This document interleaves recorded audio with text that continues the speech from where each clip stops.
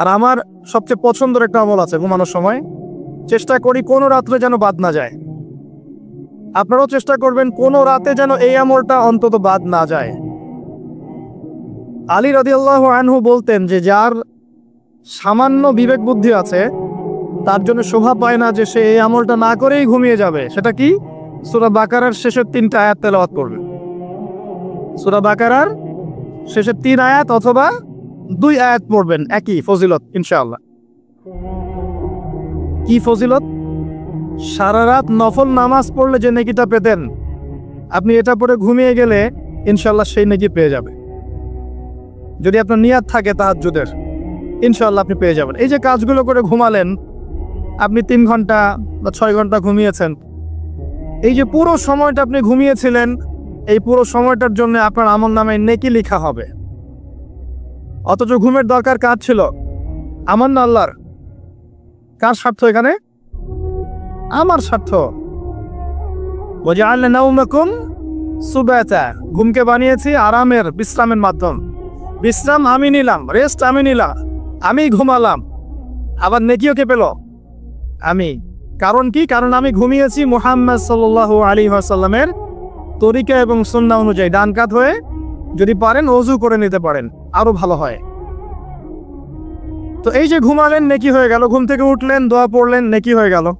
এবার আপনি টয়লেটে যাচ্ছেন, টয়লেটে যাওয়ার সময় বলছেন কি? আল্লাহুম্মা ইন্নী আউযু বিকা মিনাল খুবসি ওয়াল খাবাইস। এই যে টয়লেট করছেন, এই সময়টুকুতে নেকি পাচ্ছেন। বের হচ্ছেন, বলছেন গফরানাকে। ওযু করছেন, বিসমিল্লাহ বলে শুরু করছেন। ওযু করার পরে বলছেন কি? আশহাদু আল্লা ইলাহা ইল্লাল্লাহ ওয়াহদাহু লা শারীকা লাহু ওয়া আশহাদু আন্না মুহাম্মাদান আবদুহু ওয়া রাসূলুহু আল্লাহুম্মা ইজআলনি মিনাত তাওয়াবিন ওয়াজআলনি মিনাল মুতাতাহহিরিন। ওযুটা কি হয়ে গেল? নেকি হয়ে গেল। এভাবে আপনি নামাজে যাচ্ছেন। এবার এই যে মসজিদে যাচ্ছেন পায়ে হেঁটে, প্রত্যেক পদক্ষেপে আপনার গুনাহ মাফ হচ্ছে, প্রত্যেক পদক্ষেপে আপনার নেকি হচ্ছে এবং রহমত বরকত হচ্ছে। এছাড়াও আপনার মর্যাদা আল্লাহর কাছে বাড়ছে। সালাতে নামাজ, জামায়াতে সালাত পড়ছেন, নরমালি নামাজ পড়লে আপনি যে নেকি পেতেন তার চাইতে 25 বা 27 গুণ বেশি পাচ্ছেন। এবং একটা সামাজিক ঐক্য গড়ে উঠছে। সামাজিক ঐক্য, মুসলিমদের মধ্যে ভেদাভেদহীন একটা সাম্যের সমাজ গড়ে উঠছে নামাজের মধ্য দিয়ে, তাই নয় কি? নামাজটা নেকি। নামাজ শেষ হয়ে গেল, আপনি এখন বসে বসে জিকির আজগার করছেন। নামাজের পরে জিকির আছে না? একই ইমাম সাহেবের সাথে একটা মোনাজাত দিয়েই চলে যাবেন। কি করবেন? তাসবিহ তাহলিল নাই? আস্তাগফিরুল্লাহ আস্তাগফিরুল্লাহ আস্তাগফিরুল্লাহ নাই? আল্লাহুম্মা আনতাস সালাম ওয়া মিনকাস সালাম তাবারাকা ইয়া যাল জালালি ওয়াল ইকরাম নাই? আল্লাহুম্মা আইন্নি আলা যিকরিকা ওয়া শুকরিকা ওয়া হুসনি ইবাদাতিক নাই? আয়াতুল কুরসি নাই? ফালাক নাস ইখলাস? অনেক তাসবিহ তাহলিল আছে। 33 বার সুবহানাল্লাহ, 33 বার আলহামদুলিল্লাহ, 33 বার আল্লাহু আকবার, কালিমা শাহাদাত আছে না? এবং আপনি দোয়াও করবেন, কারণ ফরজ সালাতের পরে দোয়া কি হয়? কবুল হয়। তো এই যে নামাজটা আপনি পড়লেন, নেকি হয়ে গেল মাশাআল্লাহ। তাসবিহ তাহলিল করছেন, আপনি নেকি পাচ্ছেন, আলহামদুলিল্লাহ। এরপরে আপনি কোথায় যান? হয় পড়াশোনা করতে যান, অথবা আপনি স্কুল কলেজে যাচ্ছেন, অথবা মাদ্রাসায়, অথবা বাসায় পড়াশোনা করেন, অথবা ব্যবসায় যান, চাকরিতে যান, প্রশাসনের কাজে যান, রাষ্ট্রের কাজে চলে যান, এই তো করেন। দিনটা এভাবে শুরু হয় না? এখন যদি পড়াশোনার সেকশনে আপনি যান, স্টুডেন্ট হন আপনি, এবং আপনার পড়াশোনার উদ্দেশ্য যদি হয় যে আমি জ্ঞান অর্জন করব, এই উদ্দেশ্যে এই জ্ঞানকে কাজে লাগিয়ে আমি দিনের খেদমত করব, এই জ্ঞানটাকে কাজে লাগিয়ে কি করব? দিনের উপকার করব, দিনের খেদমত করব, মানুষের উপকার করব, জাতির, দেশের, আপনার উম্মার, জনগণের কল্যাণ করব, ভালো কিছু করব। আপনার এই জ্ঞান অর্জনটা কি হবে জানেন? ইবাদত, এবং এটা বড় ইবাদত। আমলের চেয়ে ইলমের মূল্যটা বেশি। এই ফজিলত অন্য কোথাও পাবেন না। এমনকি যতক্ষণ সে ইলম অর্জনের পথে আছে, সে আল্লাহর রাস্তাতেই আছে, ফি সাবিলিল্লাহ সে কাজ করছে। আপনি যদি জেনারেল লাইনেও পড়াশোনা করেন, কিন্তু আপনি চিন্তা করছেন আমি এই পড়াশোনা দিয়ে দেশের, জাতির, উম্মার, মানবতার কল্যাণে কাজ করব, দিনকে এগিয়ে নিব। একজন মেডিকেল ডক্টর তিনি দিনের খেদমত করতে পারেন না? একজন ইঞ্জিনিয়ার তিনি দিনের খেদমত করতে পারবে না? একজন ভালো সৎ পুলিশ অফিসার পারবে না? পারবে না? একজন ভালো সেনাবাহিনীর মেজর জেনারেল পারবে না? একজন সামাজিক নেতা পারবে না? একজন এমপি মন্ত্রী পারবে না? একজন পলিটিশিয়ান উম্মার খেদমত করতে পারবে না? সবাই সবার জায়গা থেকে পারবে। আল্লাহ এমনভাবে দিনটাকে সৃষ্টি করেছে। ইসলাম এত প্রশস্ত একটা দিন যে মানুষ বিভিন্ন জায়গায় থাকবে, সে তার জায়গায় থেকেই দিনের খেদমত করতে পারবে ইনশাআল্লাহ।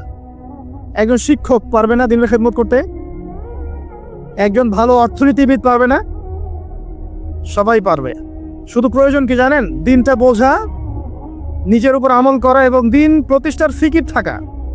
একজন ডক্টরের কাছে রোগী আসছে, প্রত্যেকটা রোগী দেখছেন, দেখার সময় খালি বলছেন যে ভাই 5টা ওয়াক্ত নামাজটা ঠিক মতো পড়েন, আপনার শরীর ভালো, রিপোর্ট খুব ভালো আছে, মাঝে মাঝে একটু রোজা রাখেন। ডাক্তারের কথা শুনবে না রোগী? শুনবে না?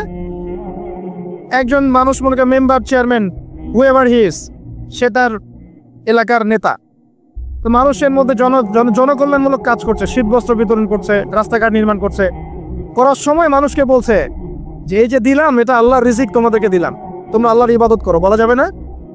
দিনের খেদমত করা যায় না? শুধুমাত্র দরকার নিয়াত। কি দরকার? নিয়াত এবং জানা যে আমার কাজের প্রতিদানটা কি। এই যে আমি কাজগুলো করছি এর প্রতিদান হচ্ছে আল্লাহ পরকালে আমাকে জান্নাত দিবেন। দুনিয়াতে আমি কি পাই না পাই সেটার হিসেব পরে, পরকালে আল্লাহ পাক আমাকে জান্নাত দিবেন। এভাবে আপনি আপনার জীবনের প্রতিটা কাজকেই ইবাদত বানাতে পারেন। ওয়ামা খালাকুল জিন্না ওয়াল ইনসা ইল্লা লিয়াবুদুন। নাস্তিকদের কথা জবাব পেয়েছেন? এটা অন্য ধর্মের ক্ষেত্রে প্রযোজ্য যে শুধু ইবাদত বন্দেগী বা পূজা অর্চনা তারা যেটা করে এটাই ইবাদত বলে গণ্য হয়, কিন্তু ইসলামের মধ্যে প্রতিটা কাজই ইবাদত বলে গণ্য হয় যদি আপনি প্রতিটা কাজ নবী সাল্লাল্লাহু আলাইহি ওয়াসাল্লামের তরিকা এবং সুন্নত মোতাবেক করতে পারেন। আমার কথা কি বোঝা যাচ্ছে ভাই? আলহামদুলিল্লাহ।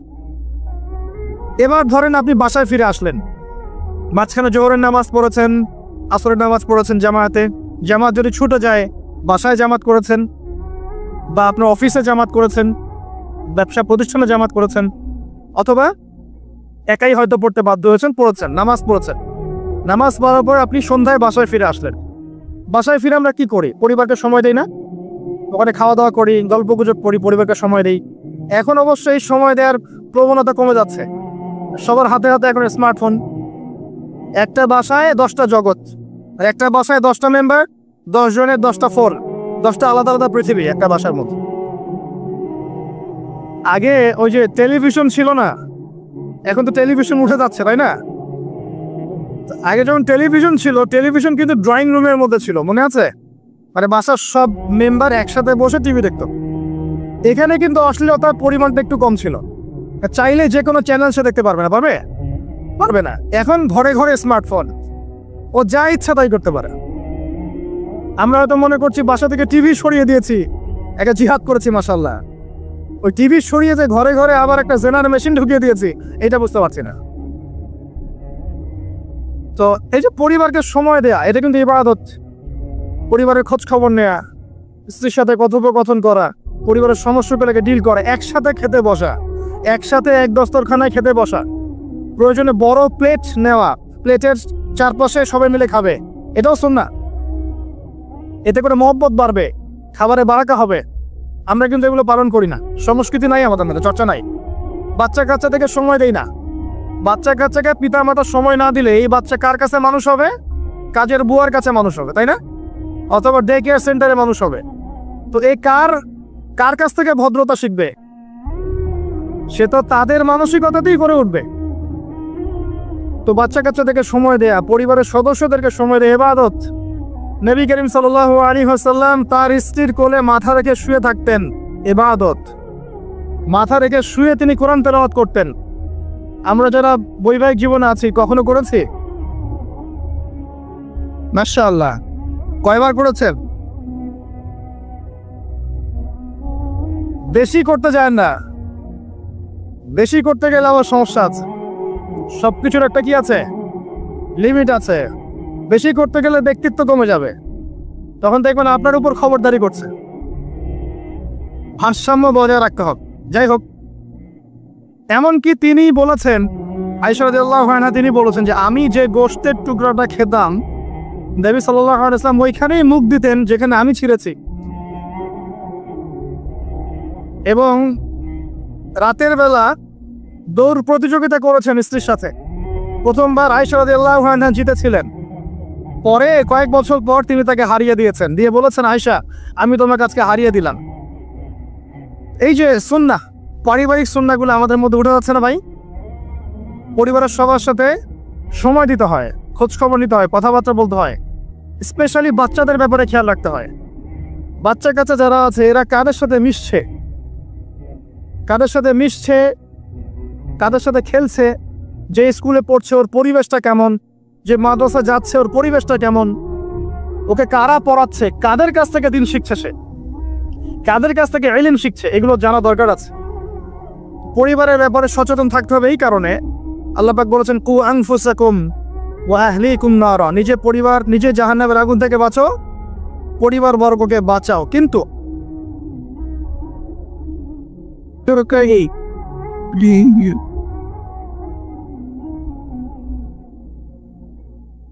এখানে একটা কথা আছে যে সবার পরিবার কিন্তু একরকম হবে না। হয়তো স্ত্রী কথা শুনবে না, পিতা মাতার কথা শুনবে না, সন্তান সন্ততির কথা শুনবে না। এক্ষেত্রে আপনার জন্য হেদায়েত কোথায় জানেন? ওই নূহ আলাইহিস সালামকে দেখেন, 950 বছর দাওয়াতি কাজ করেছিলেন, তার সন্তান কিন্তু ঈমান নিয়ে আসে নাই, তার স্ত্রী কিন্তু ঈমান নিয়ে আসে নাই। অতএব আপনি ঈমানদার হলেই যে সবাই আপনার কথা মেনে নেবে এমনটাও নয়, কিন্তু দাওয়াত দিতে হবে, চেষ্টা করতে হবে। এরপর যদি না করে তাদের লাকুম দিনুকুম ওয়ালিয়া দিন, তুমি তোমার হিসাব দিবা, আমি আমার হিসাব দেব। চেষ্টাটা বড় কথা। লূত আলাইহিস সালামের স্ত্রী ঈমান নিয়ে আসে নাই। আবার ফেরাউনের ঘরে দেখবেন ঈমানদার মহিলা পাবেন, আছে না?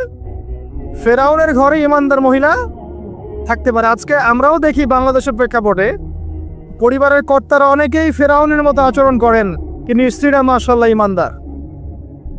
এবং অনেক অনেক দেখা যায় যে এক্সকিউজ আমাদের কাছে আসে যে পরিবারের কর্তা ইসলাম পছন্দ করে না, স্ত্রী পর্দা করতে চায়, মেয়েরা পর্দা করতে চায়, দিন শিখতে চায়, পরিবারের কর্তারা সুযোগ দেয় না। এমন অনেক অবজেকশন কিন্তু আসে আলেমরা আমাদের কাছে। তো মনে রাখবেন, সব সময় যে পরিবার সবার একরকম হবে এমনটা জরুরি নয়। পরিবার নূহের মতো হতে পারে আলাইহিস সালাম, লূত আলাইহিস সালামের মতো হতে পারে, আবার মুহাম্মদ সাল্লাল্লাহু আলাইহি ওয়াসাল্লামের মতোও হতে পারে।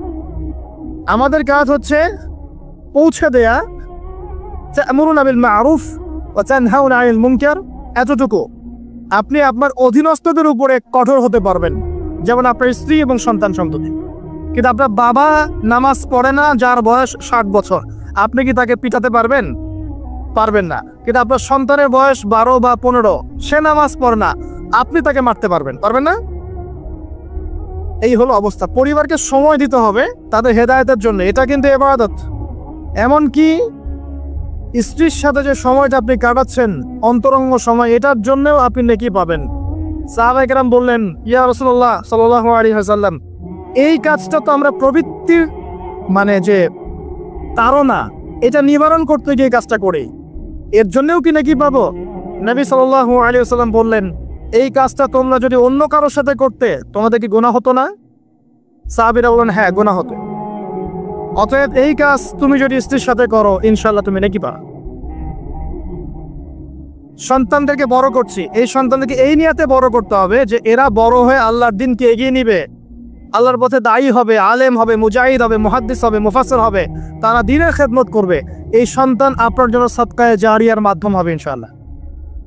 কিছু না হোক সন্তান ভালো মানুষ হবে, তার দ্বারা কেউ ক্ষতিগ্রস্ত হবে না, সে মানবতার কল্যাণে কাজ করবে, আপনি ওই সন্তানের জন্য নেকি পাবেন ইনশাআল্লাহ তাআলা। এই যে আপনার পুরো জীবন, শুরু থেকে ঘুম থেকে নিয়ে একেবারে পরিবার, সমাজ, রাষ্ট্র পরিচালনা পর্যন্ত প্রত্যেকটা কাজ যদি কোরআন এবং সুন্নাহর অনুকূলে হয় এবং নবী সাল্লাল্লাহু আলাইহি ওয়াসাল্লামের সুন্নাহ পদ্ধতিতে হয়, পুরো জীবনটাই আপনি নেকি পাচ্ছেন আলহামদুলিল্লাহ। এটাই সেই আয়াত, ওয়া মা খালাকতুল জিন্না ওয়াল ইনসা ইল্লা লিয়াবুদুন, আমি মানুষ এবং জিনকে সৃষ্টি করেছি শুধুমাত্র আমার ইবাদত করার জন্য। এবার আসেন, আল্লাহ পাক যখন আমাদেরকে সৃষ্টি করেননি তখন কি ছিল? কারা ছিল পৃথিবীতে? সর্বপ্রথমে কারা ছিল?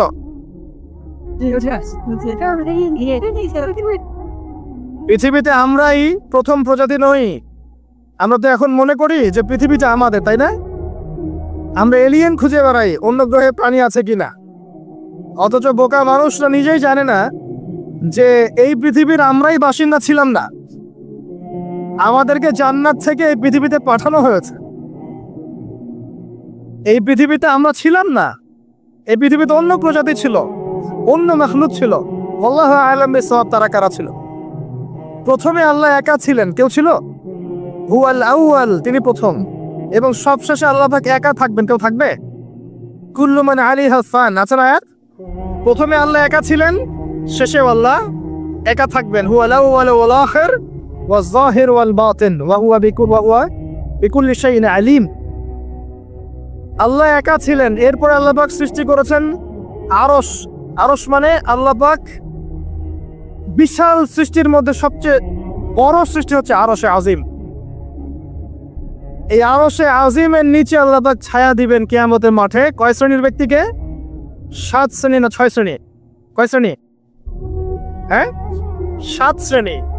তার মধ্যে 1 শ্রেণী হচ্ছে তারা যারা তাদের যৌবনকালটাকে আল্লাহর পথে বিলিয়ে দিয়েছে। এই একটা হাদিসই যথেষ্ট যুবক ভাইদের জন্য, যুবতীদের জন্য, যারা তাদের যৌবনকালটাকে আল্লাহর পথে বিলিয়ে দিয়েছে, এদেরকে আল্লাহ পাক তার আরশে ছায়ায় ছায়া দিবে। ওই দিন ওই ছায়া ছাড়া কোনো ছায়া থাকবে? আল্লাহ পাক আরশ সৃষ্টি করেছেন, আরশটা ছিল পানির উপরে। কার উপরে? কানা আরশুহু আলাল মা, তার আরশটা ছিল পানির উপরে। এরপর আল্লাহ পাক 6 দিনে সৃষ্টি করেছেন পুরো মহাবিশ্ব। কয় দিনে? 6 দিন। আমাদের দিনের মতো দিন না, আল্লাহর কাছে শুধু যে কিয়ামতের দিনটাই আমাদের হিসেবে 50,000 বছরের সমান। কত বছর ভাই? 50,000 বছরের সমান একদিন, কিয়ামতের দিন। কিয়ামতের দিনের কি দরকার ছিল? কি মনে হয় আপনাদের? কিয়ামতের দিনের কি দরকার ছিল? ছিল। যদি কিয়ামতের দিন না থাকতো তাহলে পৃথিবীর সব জালেম পার পেয়ে যেত। কিয়ামতের দিন আছে বলেই কোনো জালেম পার পাবে না, ইনশাআল্লাহ। কোনো মাজলুমের চোখের প্রাণে বৃথা যাবে না, কারণ কিয়ামতের দিন আছে। এটা হচ্ছে মাজলুমের আশার দিন আর জালেমের জন্য হতাশার দিন। কিয়ামতের দিন না থাকতো তাহলে সমস্ত খুনি, ব্যভিচারী, ধর্ষণকারী, জালেম, ফাসেক, আল্লাহদ্রোহী সবাই পার পেয়ে যেত না। আল্লাহ পাক পার দিবেন না বলেই কিয়ামতের দিন রেখেছে। ছোটবেলা আমরাও মনে করতাম যে মানুষের জন্ম নিয়েছে, কি ভুলটা করলাম, হিসেব নিকেশ, জান্নাত জাহান্নাম, কত সমস্যা। যত দিন যাচ্ছে বুঝতে পারছি যে ভাগ্যিস কিয়ামতের দিন বলে একটা দিন আছে, নাহলে জালেমের এই জুলুমের কোনো বদলা হতো না, আর মাজলুম তার অধিকার ফিরে পেত না। তো 50,000 বছরের সমান। ওই দিন মানুষ অস্থির হয়ে যাবে এই কারণে বিচার শুরু হচ্ছে না কেন। একবার আদম আলাইহিস সালামের কাছে দৌড় দিবে, একবার নবী নূহ, একবার মূসা, একবার ঈসা, একবার ইব্রাহিম, সবাইকে রিকোয়েস্ট করবে মানুষ দলে দলে গিয়ে যে আল্লাহকে বলেন অ্যাটলিস্ট বিচারটা যেন শুরু করেন। অপেক্ষা করা কাজটা কষ্টকর না ভাই? কারোর জন্য অপেক্ষা করে কষ্টকর না? অপেক্ষা করতে করতে ঘামে একদম গলা পর্যন্ত ডুবে যাবে। আল্লাহ পাক হেফাজত করুন আমাদেরকে। ওই 7 শ্রেণীর মানুষের মধ্যে আল্লাহ পাক আমাদেরকে আশ্রয় দান করে।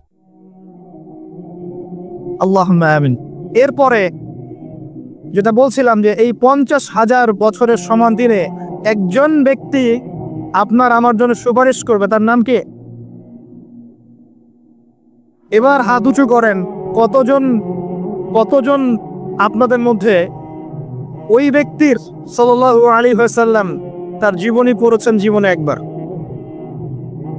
অনেস্টলি বলবেন, সততার সাথে। হাত নামান। এবার চিন্তা করেন, এই যে আমরা স্লোগানগুলো দেই যে আল কোরআনের আলো ঘরে ঘরে জ্বালো, নারায়ে তাকবীর, আল্লাহু আকবার, স্লোগান দেই না অনেক।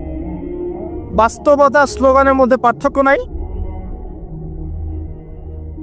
যখন আপনি দেখবেন প্রতিটা যুবক বা প্রত্যেক ব্যক্তি আমাদের সমাজের মধ্যে নবী সাল্লাল্লাহু আলাইহি ওয়াসাল্লামের জীবনী সম্পর্কে ভালো ধারণা রাখে, কোরআনুল কারীম মাশাআল্লাহ তেলাওয়াত করতে জানে, কোরআনের অর্থ বোঝার চেষ্টা করে, মাশাআল্লাহ হকপন্থী আলেম ওলামাদের কাছে যায়, আত্মশুদ্ধি অর্জন করে, হালাল খায়, পারিবারিক আদর্শ সুন্দর করে গড়ে তোলার চেষ্টা করে, ন্যায়ের পথে তাকে অন্যায় করে না, তখন অটোমেটিকলি কোরআনের আলো ঘরে ঘরে জ্বলবে না?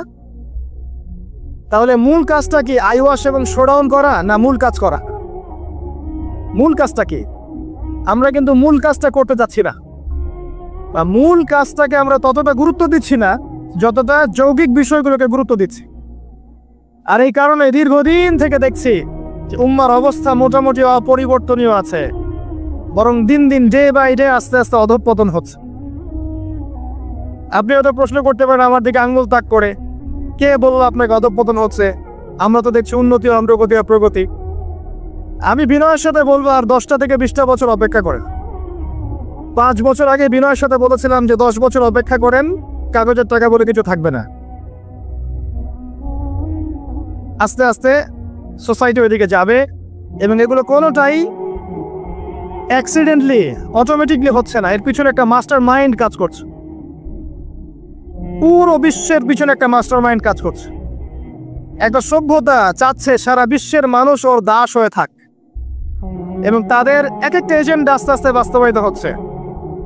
এবং মাশাআল্লাহ আমরাও হালুয়া রুটি এবং সামাই খাচ্ছি, মাশাআল্লাহ আমরাও খাচ্ছি খোরমা, জিলাপি, হালুয়া রুটি, সামাই, এগুলো আমরাও খেয়ে যাচ্ছি মাশাআল্লাহ। আল্লাহ পাক আমাদের হৃদয়ের চোখগুলো যেন খুলে দেন, আল্লাহুম্মা।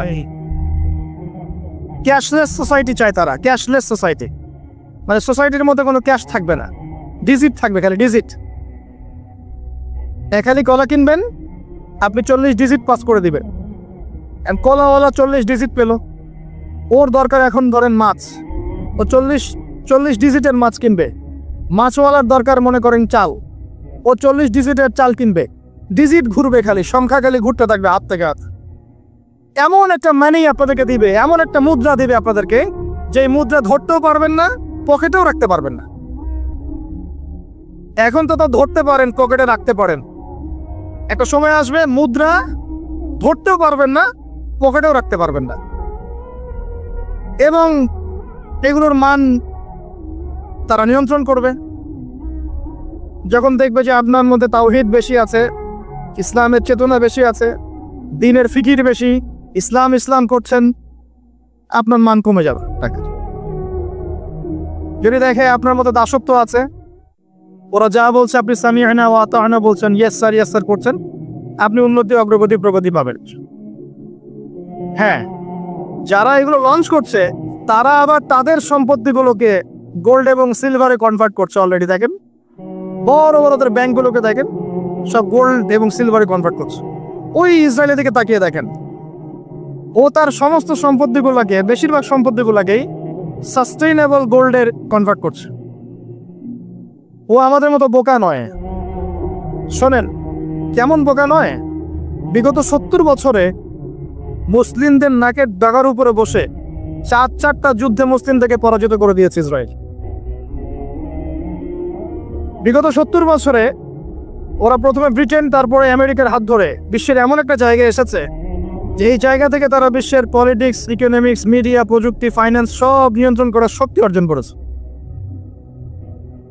করেছে অলরেডি। আপনি ভাবছেন করবে? অনেকে মনে করে এটা ভবিষ্যৎ বক্তা মনে হয়। আমি বলছি যে বর্তমান সম্পর্কে আপনি খবর রাখেন না বলেই বর্তমানকে আপনার ভবিষ্যৎ মনে হচ্ছে। এটা বর্তমান, এটা ভবিষ্যৎ না। ভবিষ্যতে তো সে সারা বিশ্বকে রুল করবে ইনশাআল্লাহ তাআলা। না হলে তো সে মাসিহুদ দাজ্জালের ফলোয়ারই হতে পারবে না। আর দাজ্জাল তো সারা বিশ্বকে শাসন করবে এবং তাকে ফলো করবে জিউসরাই।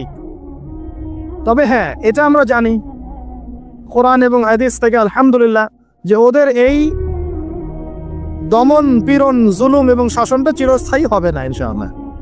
এটাকে সাময়িক সময় জুড়ে থাকবে, এরপর আল্লাহ পাক পৃথিবী থেকে এটাকে সরিয়ে দিবেন ইনশাআল্লাহ। কিভাবে সরাবেন? ওই যে লোহিত সাগরে আল্লাহ পাক যেমন করে বনু ইসরাইলকে ধাওয়া করছিল ফেরাউনের বাহিনী, মনে আছে? লোহিত সাগরে আল্লাহ পাক ফেরাউনের বাহিনীকে একত্রিত করেছেন, ডুবিয়ে দিয়েছেন, দেন নাই? আল্লাহ পাক সেম সুন্নাহ অ্যাপ্লাই করেছেন প্যালেস্টাইনের ক্ষেত্রে। আল্লাহ পাক সমস্ত জালেমদেরকে ওখানে একত্রিত করেছেন ধ্বংস করার জন্য। সেম সুন্নাহ, এটা হবে ইনশাআল্লাহ আযজা ওয়া জাল। আমরা জানি এটা সরে যাবে পৃথিবী থেকে, তারপরে এমন একটা যুগ আসবে যে যুগে ইনশাআল্লাহ আযজা ওয়া জাল একজন নবী সারা বিশ্ব পরিচালনা করবেন। একজন নবী, তার নামে ঈসা ইবনে মারইয়াম, এবং তার অনেক আগেই আমাদের ইমাম আল মাহদি তিনি ইন্তেকাল করবেন। মনে রাখবেন, শেষ জামানার সবচেয়ে ভাইটাল চরিত্র ইমাম মাহদি নয়, শেষ জামানার সবচেয়ে ভাইটাল চরিত্র হচ্ছে ঈসা ইবনে মারইয়াম। ঈসা ইবনে মারইয়াম সবচেয়ে ভাইটাল চরিত্র, কারণ তিনি জেরুজালেম থেকে সারা ওয়ার্ল্ডে ইসলামী খেলাফা কায়েম করেন এবং 40 বছর, এই 40 সংখ্যা এক্স্যাক্টলি 40 না আরো বেশি আল্লাহ ভালো জানেন, পৃথিবী জুড়ে ইসলামের অনুশাসন বজায় থাকবে ইনশাআল্লাহ। একটা কাঁচা বাড়ি, একটা পাকা বাড়ি আপনি পাবেন না যেখানে আল্লাহর কালিমা প্রবেশ করবে না।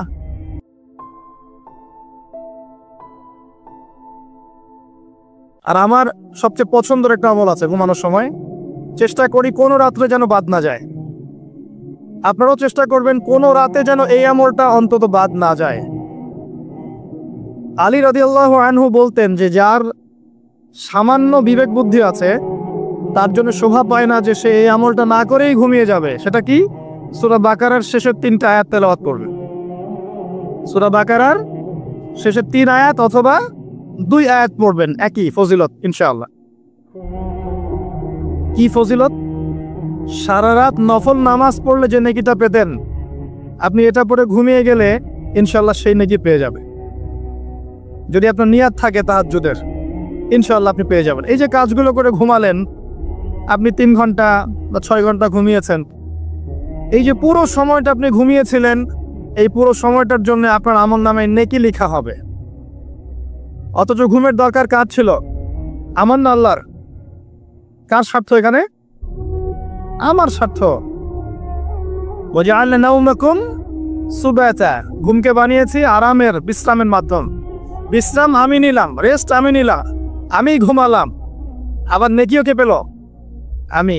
কারণ কি? কারণ আমি ঘুমিয়েছি মুহাম্মদ সাল্লাল্লাহু আলাইহি ওয়াসাল্লামের তরিকা এবং সুন্নাহ অনুযায়ী। ডান কাত হয়ে যদি পারেন ওযু করে নিতে পারেন, আরো ভালো হয়। তো এই যে ঘুমালেন, নেকি হয়ে গেল। ঘুম থেকে উঠলেন, দোয়া পড়লেন, নেকি হয়ে গেল। এবার আপনি টয়লেটে যাচ্ছেন, টয়লেটে যাওয়ার সময় বলছেন কি? আল্লাহুম্মা ইন্নী আউযু বিকা মিনাল খুবসি ওয়াল খাবাইস। এই যে টয়লেট করছেন, এই সময়টুকুতে নেকি পাচ্ছেন। বের হচ্ছেন, বলছেন গফরানাকে। ওযু করছেন, বিসমিল্লাহ বলে শুরু করছেন। ওযু করার পরে বলছেন কি? আশহাদু আল্লা ইলাহা ইল্লাল্লাহ ওয়াহদাহু লা শারীকা লাহু ওয়া আশহাদু আন্না মুহাম্মাদান আবদুহু ওয়া রাসূলুহু আল্লাহুম্মা ইজআলনি মিনাত তাওয়াবিন ওয়াজআলনি মিনাল মুতাতাহহিরিন। ওযুটা কি হয়ে গেল? নেকি হয়ে গেল। এভাবে আপনি নামাজে যাচ্ছেন। এবার এই যে মসজিদে যাচ্ছেন পায়ে হেঁটে, প্রত্যেক পদক্ষেপে আপনার গুনাহ মাফ হচ্ছে, প্রত্যেক পদক্ষেপে আপনার নেকি হচ্ছে এবং রহমত বরকত হচ্ছে। এছাড়াও আপনার মর্যাদা আল্লাহর কাছে বাড়ছে। সালাতে নামাজ, জামায়াতে সালাত পড়ছেন, নরমালি নামাজ পড়লে আপনি যে নেকি পেতেন তার চাইতে 25 বা 27 গুণ বেশি পাচ্ছেন। এবং একটা সামাজিক ঐক্য গড়ে উঠছে। সামাজিক ঐক্য, মুসলিমদের মধ্যে ভেদাভেদহীন একটা সাম্যের সমাজ গড়ে উঠছে নামাজের মধ্য দিয়ে, তাই নয় কি? নামাজটা নেকি। নামাজ শেষ হয়ে গেল, আপনি এখন বসে বসে জিকির আজগার করছেন। নামাজের পরে জিকির আছে না? একই ইমাম সাহেবের সাথে একটা মোনাজাত দিয়েই চলে যাবেন। কি করবেন? তাসবিহ তাহলিল নাই? আস্তাগফিরুল্লাহ আস্তাগফিরুল্লাহ আস্তাগফিরুল্লাহ নাই? আল্লাহুম্মা আনতাস সালাম ওয়া মিনকাস সালাম তাবারাকা ইয়া যাল জালালি ওয়াল ইকরাম নাই? আল্লাহুম্মা আইন্নি আলা যিকরিকা ওয়া শুকরিকা ওয়া হুসনি ইবাদাতিক নাই? আয়াতুল কুরসি নাই? ফালাক নাস ইখলাস? অনেক তাসবিহ তাহলিল আছে। 33 বার সুবহানাল্লাহ, 33 বার আলহামদুলিল্লাহ, 33 বার আল্লাহু আকবার, কালিমা শাহাদাত আছে না? এবং আপনি দোয়াও করবেন, কারণ ফরজ সালাতের পরে দোয়া কি হয়? কবুল হয়। তো এই যে নামাজটা আপনি পড়লেন, নেকি হয়ে গেল মাশাআল্লাহ। তাসবিহ তাহলিল করছেন, আপনি নেকি পাচ্ছেন, আলহামদুলিল্লাহ। এরপরে আপনি কোথায় যান? হয় পড়াশোনা করতে যান, অথবা আপনি স্কুল কলেজে যাচ্ছেন, অথবা মাদ্রাসায়, অথবা বাসায় পড়াশোনা করেন, অথবা ব্যবসায় যান, চাকরিতে যান, প্রশাসনের কাজে যান, রাষ্ট্রের কাজে চলে যান, এই তো করেন, দিনটা এভাবে শুরু হয় না? এখন যদি পড়াশোনার সেকশনে আপনি যান, স্টুডেন্ট হন আপনি, এবং আপনার পড়াশোনার উদ্দেশ্য যদি হয় যে আমি জ্ঞান অর্জন করব, এই উদ্দেশ্যে এই জ্ঞানকে কাজে লাগিয়ে আমি দিনের খেদমত করব, এই জ্ঞানটাকে কাজে লাগিয়ে কি করব? দিনে উপকার করব, দিনের খেদমত করব, মানুষের উপকার করব, জাতির, দেশের, আপনার উম্মার, জনগণের কল্যাণ করব, ভালো কিছু করব। আপনার এই জ্ঞান অর্জনটা কি হবে জানেন? ইবাদত, এবং এটা বড় ইবাদত।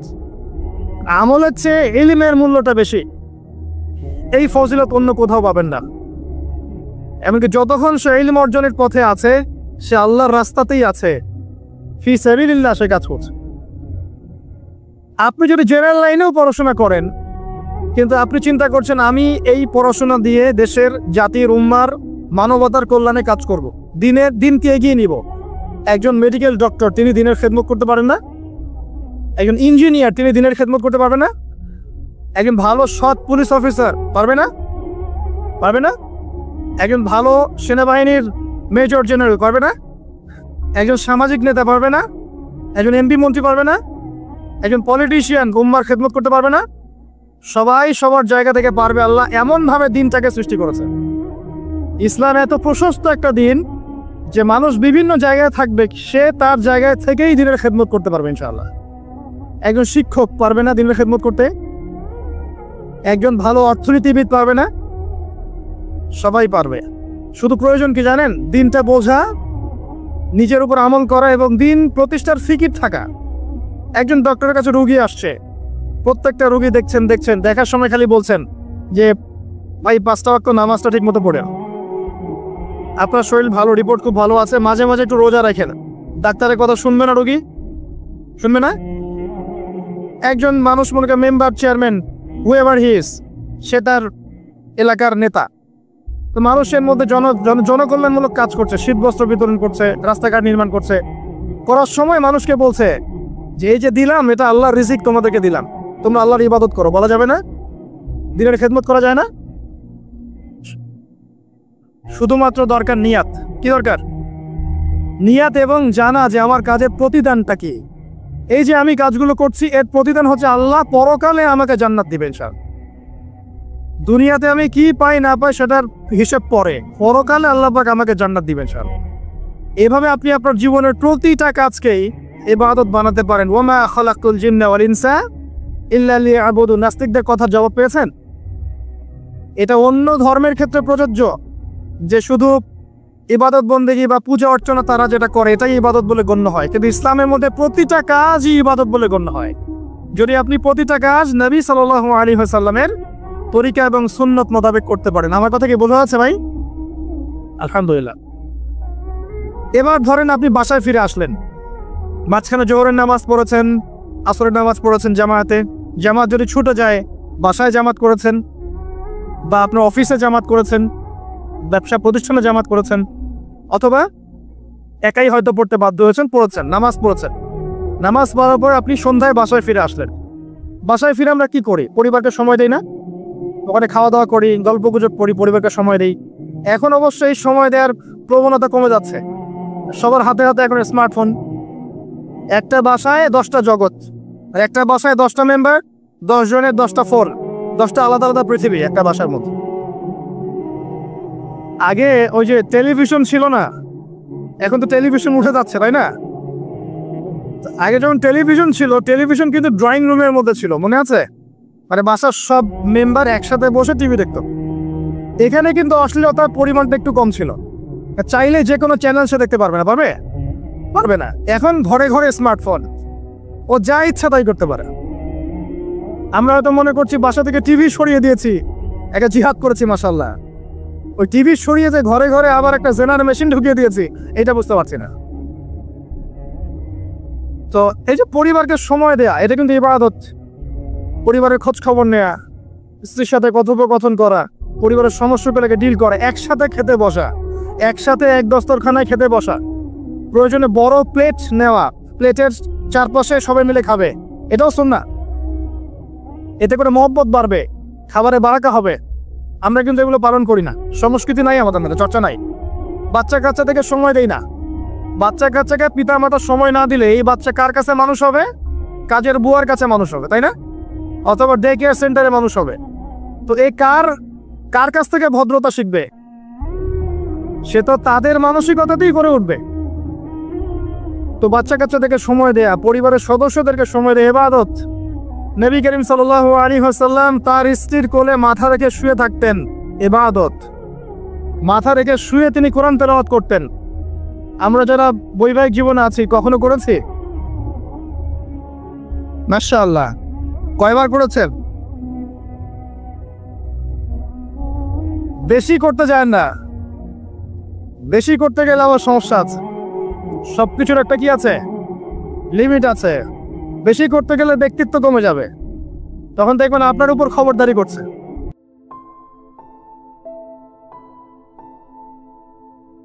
আর আমার সবচেয়ে পছন্দের একটা আমল আছে ঘুমানোর সময়, চেষ্টা করি কোনো রাত্রে যেন বাদ না যায়। আপনারাও চেষ্টা করবেন কোনো রাতে যেন এই আমলটা অন্তত বাদ না যায়। আলী রাদিয়াল্লাহু আনহু বলতেন যে যার সামান্য বিবেক বুদ্ধি আছে তার জন্য শোভা পায় না যে সে এই আমলটা না করেই ঘুমিয়ে যাবে। সেটা কি? সূরা বাকারার শেষের 3টা আয়াত তেলাওয়াত করবে। সূরা বাকারার শেষের 3 আয়াত অথবা 2 আয়াত পড়বেন, একই ফজিলত ইনশাআল্লাহ। কি ফজিলত? সারা রাত নফল নামাজ পড়লে যে নেকিটা পেতেন, আপনি এটা পড়ে ঘুমিয়ে গেলে ইনশাআল্লাহ সেই নেকি পেয়ে যাবে। যদি আপনার নিয়াত থাকে তাহাজ্জুদের, ইনশাআল্লাহ আপনি পেয়ে যাবেন। এই যে কাজগুলো করে ঘুমালেন, আপনি 3 ঘন্টা বা 6 ঘন্টা ঘুমিয়েছেন, এই যে পুরো সময়টা আপনি ঘুমিয়েছিলেন, এই পুরো সময়টার জন্য আপনার আমলনামায় নেকি লেখা হবে। অথচ ঘুমের দরকার কার ছিল? আমার না আল্লাহর? কার স্বার্থ এখানে? আমার স্বার্থ। ওয়াজআলনা নাওমাকুম সুবাতা, ঘুমকে বানিয়েছি আরামের, বিশ্রামের মাধ্যম। বিশ্রাম আমি নিলাম, রেস্ট আমি নিলাম, আমি ঘুমালাম, আবার নেকিও কে পেল? আমি। কারণ কি? কারণ আমি ঘুমিয়েছি মুহাম্মদ সাল্লাল্লাহু আলাইহি ওয়াসাল্লামের তরিকা এবং সুন্নাহ অনুযায়ী। ডান কাত হয়ে যদি পারেন ওযু করে নিতে পারেন, আরো ভালো হয়। তো এই যে ঘুমালেন, নেকি হয়ে গেল। ঘুম থেকে উঠলেন, দোয়া পড়লেন, নেকি হয়ে গেল। এবার আপনি টয়লেটে যাচ্ছেন, টয়লেটে যাওয়ার সময় বলছেন কি? আল্লাহুম্মা ইন্নী আউযু বিকা মিনাল খুবসি ওয়াল খাবাইস। এই যে টয়লেট করছেন, এই সময়টুকুতে নেকি পাচ্ছেন। বের হচ্ছেন, বলছেন গফরানাকে। ওযু করছেন, বিসমিল্লাহ বলে শুরু করছেন। ওযু করার পরে বলছেন কি? আশহাদু আল্লা ইলাহা ইল্লাল্লাহ ওয়াহদাহু লা শারীকা লাহু ওয়া আশহাদু আন্না মুহাম্মাদান আবদুহু ওয়া রাসূলুহু আল্লাহুম্মা ইজআলনি মিনাত তাওয়াবিন ওয়াজআলনি মিনাল মুতাতাহহিরিন। ওযুটা কি হয়ে গেল? নেকি হয়ে গেল। এভাবে আপনি নামাজে যাচ্ছেন। এবার এই যে মসজিদে যাচ্ছেন পায়ে হেঁটে, প্রত্যেক পদক্ষেপে আপনার গুনাহ মাফ হচ্ছে, প্রত্যেক পদক্ষেপে আপনার নেকি হচ্ছে এবং রহমত বরকত হচ্ছে। এছাড়াও আপনার মর্যাদা আল্লাহর কাছে বাড়ছে। সালাতে নামাজ, জামায়াতে সালাত পড়ছেন, নরমালি নামাজ পড়লে আপনি যে নেকি পেতেন তার চাইতে 25 বা 27 গুণ বেশি পাচ্ছেন। এবং একটা সামাজিক ঐক্য গড়ে উঠছে। সামাজিক ঐক্য, মুসলিমদের মধ্যে ভেদাভেদহীন একটা সাম্যের সমাজ গড়ে উঠছে নামাজের মধ্য দিয়ে, তাই নয় কি? নামাজটা নেকি। নামাজ শেষ হয়ে গেল, আপনি এখন বসে বসে জিকির আজগার করছেন। নামাজের পরে জিকির আছে না? একই ইমাম সাহেবের সাথে একটা মোনাজাত দিয়েই চলে যাবেন। কি করবেন? তাসবিহ তাহলিল নাই? আস্তাগফিরুল্লাহ আস্তাগফিরুল্লাহ আস্তাগফিরুল্লাহ নাই?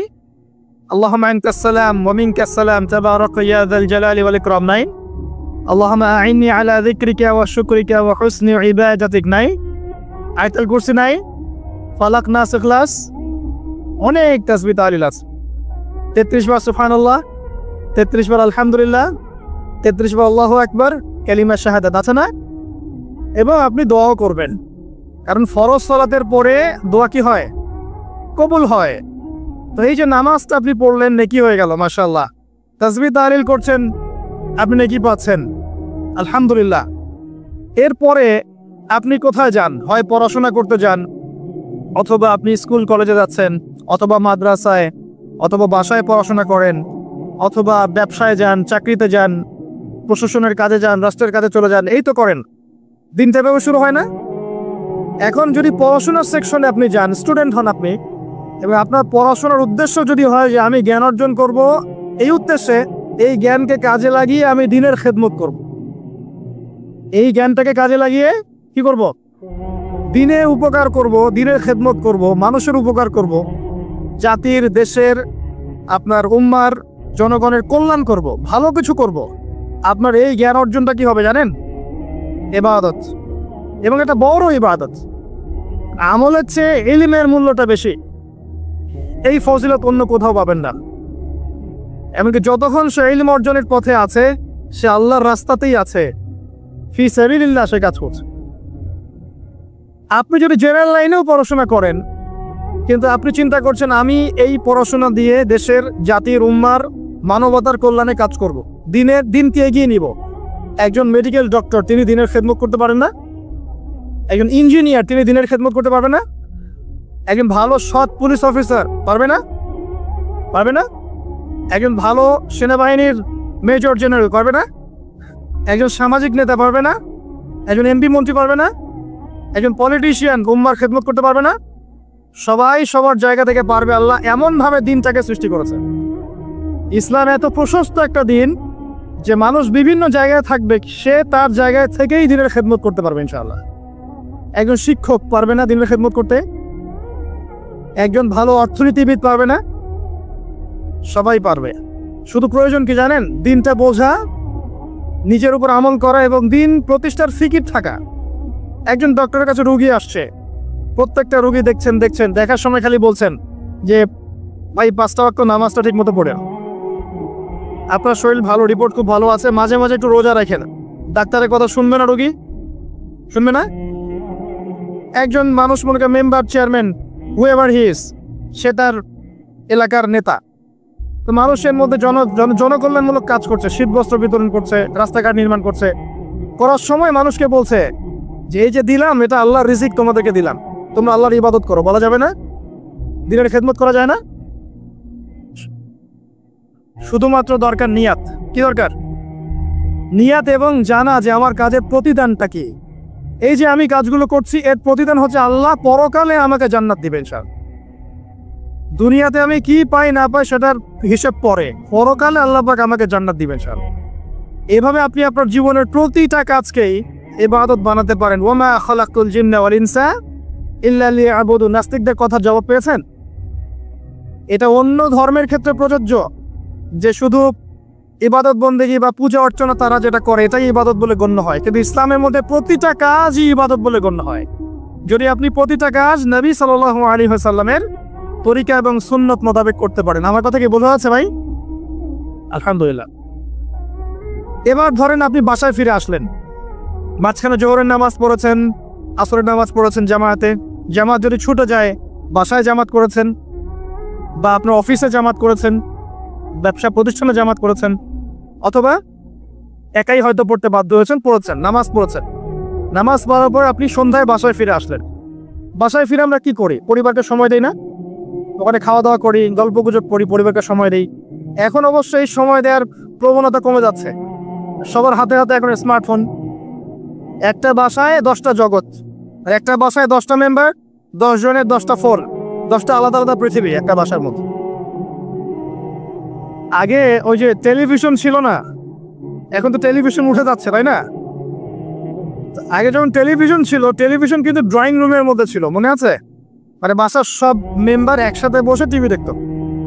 এখানে কিন্তু অশ্লীলতার পরিমাণটা একটু কম ছিল, চাইলে যে কোনো চ্যানেল সে দেখতে পারবে না। পারবে না। এখন ঘরে ঘরে স্মার্টফোন, ও যা ইচ্ছা তাই করতে পারে। আমরা হয়তো মনে করছি বাসা থেকে টিভি সরিয়ে দিয়েছি, একটা জিহাদ করেছি, মাশাআল্লাহ। ওই টিভি সরিয়ে যে ঘরে ঘরে আবার একটা জেনার মেশিন ঢুকিয়ে দিয়েছি, এটা বুঝতে পারছি না। তো এই যে পরিবারকে সময় দেয়া, এটা কিন্তু ইবাদত। পরিবারের খোঁজ খবর নেয়া, স্ত্রীর সাথে কথোপকথন করা, পরিবারের সমস্যাগুলোকে ডিল করা, একসাথে খেতে বসা, একসাথে এক দস্তরখানায় খেতে বসা, প্রয়োজনে বড় প্লেট নেওয়া, প্লেটের চারপাশে সবাই মিলে খাবে, এটাও সুন্নাহ। এতে করে মহব্বত বাড়বে, খাবারে বারাকা হবে। আমরা কিন্তু এগুলো পালন করি না, সংস্কৃতি নাই আমাদের মধ্যে, চর্চা নাই। বাচ্চা কাচ্চা থেকে সময় দেই না, বাচ্চা কাচ্চাকে পিতা মাতা সময় না দিলে এই বাচ্চা কার কাছে মানুষ হবে? কাজের বুয়ার কাছে মানুষ হবে, তাই না? অথবা ডে কেয়ার সেন্টারে মানুষ হবে। তো এই কার কাছ থেকে ভদ্রতা শিখবে? সে তো তাদের মানসিকতাতেই করে উঠবে। তো বাচ্চা কাচ্চাদেরকে সময় দেয়া, পরিবারের সদস্যদেরকে সময় দেয়া ইবাদত। নবী করিম সাল্লাল্লাহু আলাইহি ওয়াসাল্লাম তার স্ত্রীর কোলে মাথা রেখে শুয়ে থাকতেন, ইবাদত। মাথা রেখে শুয়ে তিনি কোরআন তেলাওয়াত করতেন। আমরা যারা বৈবাহিক জীবনে আছি কখনো করেছি? মাশাআল্লাহ, কয়বার করেছেন? বেশি করতে যায় না, বেশি করতে গেলে আবার সমস্যা আছে। সবকিছুর একটা কি আছে? লিমিট আছে।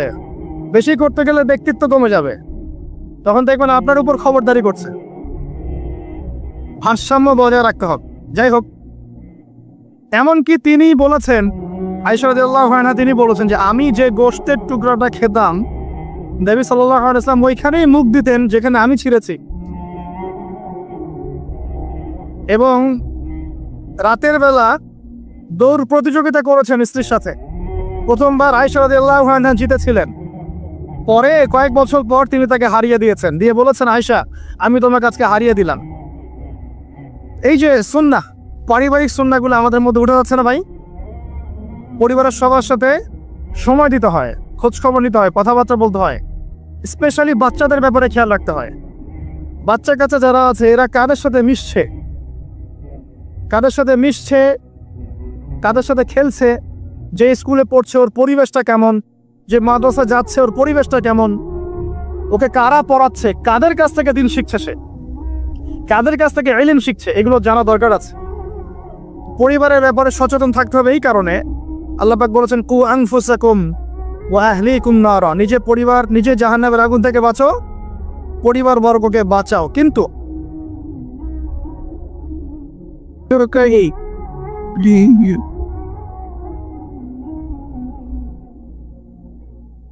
এখানে একটা কথা আছে যে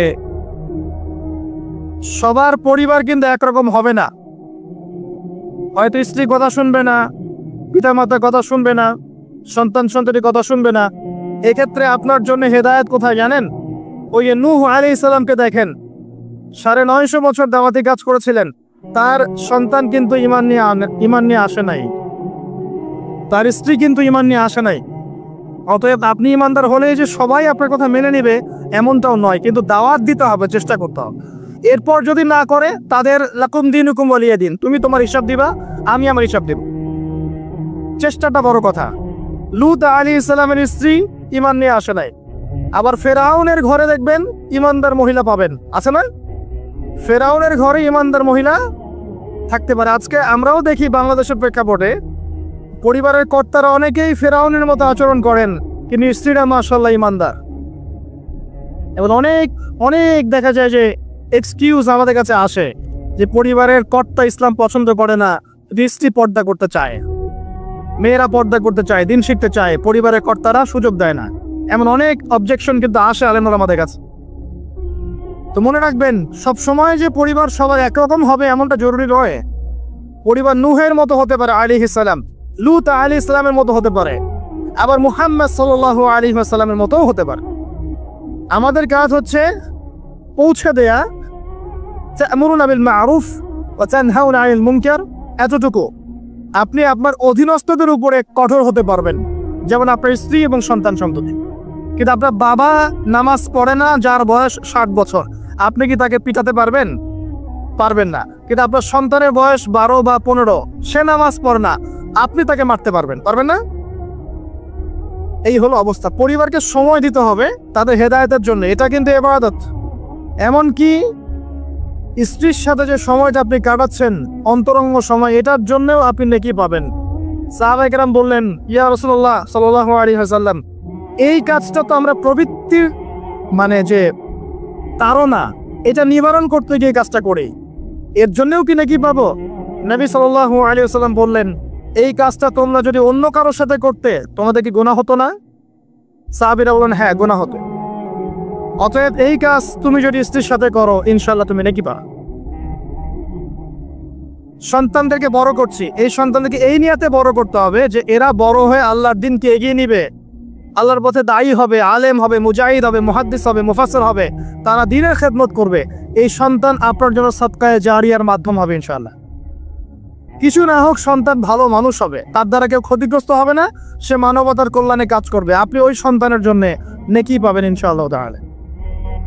এই যে আপনার পুরো জীবন শুরু থেকে ঘুম থেকে নিয়ে একেবারে পরিবার, সমাজ, রাষ্ট্র পরিচালনা পর্যন্ত প্রত্যেকটা কাজ যদি কোরআন এবং সুন্নাহর অনুকূলে হয় এবং নবী সাল্লাল্লাহু আলাইহি ওয়াসাল্লামের সুন্নাহ পদ্ধতিতে হয়, পুরো জীবনটাই আপনি নেকি পাচ্ছেন আলহামদুলিল্লাহ। এটাই সেই আয়াত, ওয়া মা খালাকতুল জিন্না ওয়াল ইনসা ইল্লা লিয়াবুদুন, আমি মানুষ এবং জিনকে সৃষ্টি করেছি শুধুমাত্র আমার ইবাদত করার জন্য। এবার আসেন, আল্লাহ পাক যখন আমাদেরকে সৃষ্টি করেননি তখন কি ছিল?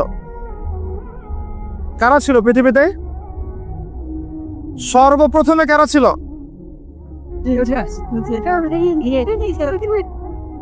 পৃথিবীতে আমরাই প্রথম প্রজাতি নই। আমরা তো এখন মনে করি যে পৃথিবীটা আমাদের, তাই না? আমরা এলিয়েন খুঁজে বেড়াই অন্য গ্রহে প্রাণী আছে কিনা, অথচ বোকা মানুষরা নিজেই জানে না যে এই পৃথিবীর আমরাই বাসিন্দা ছিলাম না, আমাদেরকে জান্নাত থেকে এই পৃথিবীতে পাঠানো হয়েছে। এই পৃথিবীতে আমরা ছিলাম না, এই পৃথিবীতে অন্য প্রজাতি ছিল, অন্য মাখলুক ছিল। আল্লাহু আ'লাম বিসওয়াব, তারা কারা ছিল? প্রথমে আল্লাহ একা ছিলেন, কেউ ছিল? হুয়াল আউয়াল, তিনি প্রথম, এবং সবশেষে আল্লাহ পাক একা থাকবেন, কেউ থাকবে? কুল্লু মান আলাইহা ফান, আছে না আয়াত? প্রথমে আল্লাহ একা ছিলেন, শেষেও আল্লাহ একা থাকবেন। হুয়াল আউয়াল ওয়াল আখির ওয়াজ যাহির ওয়াল বাতিন ওয়া হুয়া বিকুল্লি শাইইন আলিম। আল্লাহ একা ছিলেন, এরপর আল্লাহ পাক সৃষ্টি করেছেন আরশ। আরশ মানে আল্লাহ পাক বিশাল সৃষ্টির মধ্যে সবচেয়ে বড় সৃষ্টি হচ্ছে আরশে আজিম। এই আরশে আজিমের নিচে আল্লাহ পাক ছায়া দিবেন কিয়ামতের মাঠে। কয় শ্রেণীর ব্যক্তিকে? 7 শ্রেণী না 6 শ্রেণী? কয় শ্রেণী? হ্যাঁ, 7 শ্রেণী। তার মধ্যে এক শ্রেণী হচ্ছে তারা যারা তাদের যৌবনকালটাকে আল্লাহর পথে বিলিয়ে দিয়েছে। এই একটা হাদিসই যথেষ্ট যুবক ভাইদের জন্য, যুবতীদের জন্য, যারা তাদের যৌবনকালটাকে আল্লাহর পথে বিলিয়ে দিয়েছে, এদেরকে আল্লাহ পাক তার আরশে ছায়ায় ছায়া দিবে। ওই দিন ওই ছায়া ছাড়া কোনো ছায়া থাকবে? আল্লাহ পাক আরশ সৃষ্টি করেছেন, আরশটা ছিল পানির উপরে। কার উপরে? কানা আরশুহু আলাল মা, তার আরশটা ছিল পানির উপরে। এরপর আল্লাহ পাক 6 দিনে সৃষ্টি করেছেন পুরো মহাবিশ্ব। কয় দিনে? 6 দিন। আমাদের দিনের মতো দিন না, আল্লাহর কাছে শুধু যে কিয়ামতের দিনটাই আমাদের হিসেবে 50,000 বছরের সমান। কত বছর ভাই? 50,000 বছরের সমান একদিন, কিয়ামতের দিন। কিয়ামতের দিনের কি দরকার ছিল? কি মনে হয় আপনাদের? কিয়ামতের দিনের কি দরকার ছিল? ছিল। যদি কিয়ামতের দিন না থাকতো তাহলে পৃথিবীর সব জালেম পার পেয়ে যেত। কিয়ামতের দিন আছে বলেই কোনো জালেম পার পাবে না ইনশাআল্লাহ। কোনো মাজলুমের চোখের প্রাণে বৃথা যাবে না ইনশাআল্লাহ, কারণ কিয়ামতের দিন আছে। এটা হচ্ছে মাজলুমের আশার দিন আর জালেমের জন্য হতাশার দিন। কিয়ামতের দিন না থাকতো তাহলে সমস্ত খুনি, ব্যভিচারী, ধর্ষণকারী, জালেম, ফাসিক, আল্লাহদ্রোহী সবাই পার পেয়ে যেত না। আল্লাহ পাক পার দিবেন না বলেই কিয়ামতের দিন রেখেছে। ছোটবেলা আমরাও মনে করতাম যে মানুষের জন্ম নিয়েছে, কি ভুলটা করলাম, হিসেব নিকেশ, জান্নাত জাহান্নাম, কত সমস্যা। যত দিন যাচ্ছে বুঝতে পারছি যে ভাগ্যিস কিয়ামতের দিন বলে একটা দিন আছে, নাহলে জালেমের এই জুলুমের কোনো বদলা হতো না, আর মাজলুম তার অধিকার ফিরে পেত না। তো 50,000 বছরের সমান ওই দিন মানুষ অস্থির হয়ে যাবে এই কারণে বিচার শুরু হচ্ছে না কেন। একবার আদম আলাইহিস সালামের কাছে দৌড় দিবে, একবার নবী নূহ, একবার মূসা, একবার ঈসা, একবার ইব্রাহিম, সবাইকে রিকোয়েস্ট করবে মানুষ দলে দলে গিয়ে যে আল্লাহকে বলেন অ্যাটলিস্ট বিচারটা যেন শুরু করেন। অপেক্ষা করা কাজটা কষ্টকর না ভাই? কারোর জন্য অপেক্ষা করে কষ্টকর না? অপেক্ষা করতে করতে ঘামে একদম গলা পর্যন্ত ডুবে যাবে। আল্লাহ পাক হেফাজত করুন আমাদেরকে। ওই 7 শ্রেণীর মানুষের মধ্যে আল্লাহ পাক আমাদেরকে আশ্রয় দান করে। আল্লাহুম্মা আমিন। এরপরে যেটা বলছিলাম যে এই 50,000 বছরের সমান দিনে একজন ব্যক্তি আপনার আমার জন্য সুপারিশ করবে, তার নাম কি? এবার হাত উঁচু করেন, কতজন আপনাদের মধ্যে ওই ব্যক্তির সাল্লাল্লাহু আলাইহি ওয়াসাল্লাম তার জীবনী পড়েছেন জীবনে একবার? অনেস্টলি বলবেন, সততার সাথে। হাত নামান। এবার চিন্তা করেন, এই যে আমরা স্লোগানগুলো দেই যে আল কোরআনের আলো ঘরে ঘরে জ্বালো, নারায়ে তাকবীর, আল্লাহু আকবার, স্লোগান দেই না অনেক? বাস্তবতা স্লোগানের মধ্যে পার্থক্য নাই? যখন আপনি দেখবেন প্রতিটা যুবক বা প্রত্যেক ব্যক্তি আমাদের সমাজের মধ্যে নবী সাল্লাল্লাহু আলাইহি ওয়াসাল্লামের জীবনী সম্পর্কে ভালো ধারণা রাখে, কোরআনুল কারীম মাশাআল্লাহ তেলাওয়াত করতে জানে, কোরআনের অর্থ বোঝার চেষ্টা করে, মাশাআল্লাহ হকপন্থী আলেম ওলামাদের কাছে যায়, আত্মশুদ্ধি অর্জন করে, হালাল খায়, পারিবারিক আদর্শ সুন্দর করে গড়ে তোলার চেষ্টা করে, ন্যায়ের পথে তাকে অন্যায় করে না, তখন অটোমেটিকলি কোরআনের আলো ঘরে ঘরে জ্বলবে না? তাহলে মূল কাজটা কি আইওয়াশ এবং শোডাউন করা, না মূল কাজ করা? মূল কাজটা কি? আমরা কিন্তু মূল কাজটা করতে যাচ্ছি না, বা মূল কাজটাকে আমরা ততটা গুরুত্ব দিচ্ছি না যতটা যৌগিক বিষয়গুলোকে গুরুত্ব দিচ্ছি। আর এই কারণে দীর্ঘদিন থেকে দেখছি যে উম্মার অবস্থা মোটামুটি অপরিবর্তনীয় আছে, বরং দিন দিন